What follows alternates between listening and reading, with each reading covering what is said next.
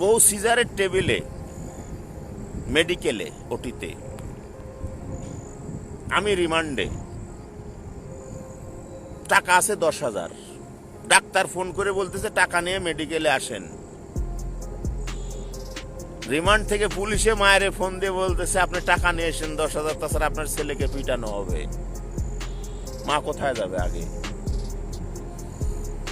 এই প্রশ্নটা বাংলাদেশ স্বরাষ্ট্রমন্ত্রীর কাছে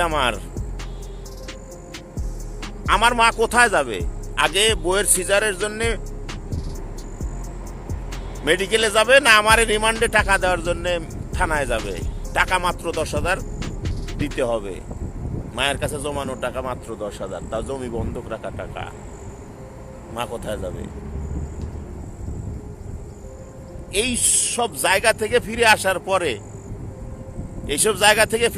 পরে সেই আওয়ামী লীগরে যদি আপনারা শেল্টার দেন, মিথ্যা মামলায়, একটা মিথ্যা মামলা রিমান্ডে নিছে, সেই আওয়ামী লীগরে যদি শেল্টার দেন, মনে হয় কি জানেন, মাঝে মাঝে এই আওয়ামী লীগরে যেসব বিএনপির লিডারেরা শেল্টার দিতেছে না, সমিলে কাঠ ফাঁড়া দেখছেন কে কে, ওই ভয় মনে হয় বিএনপির লিডারদেরকে মনে হয় যে কাঠ ফাঁড়ার মতো ফেরে ফেলি।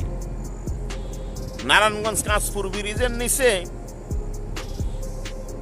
ডিবি মফিজুল আমারে নিয়ে গেছে কসফায়ার দেওয়ার জন্য। আমার চোখের সামনে একজন রে 9 রাউন্ড গুলি করে মারতেছে।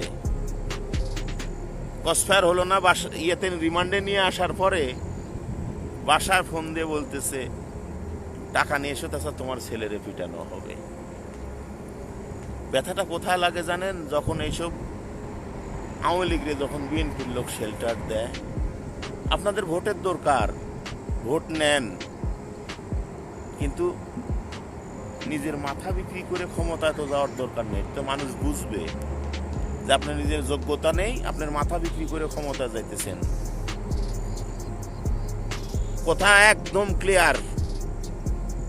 আমার জীবনে বিনে অপরাধে, আমার জীবনে যতগুলো মামলা, এগুলো আওয়ামী লীগের লোকজন আমারে দিছে। আমি কিন্তু আল্লাহর আওয়াজ কালাম মানব না।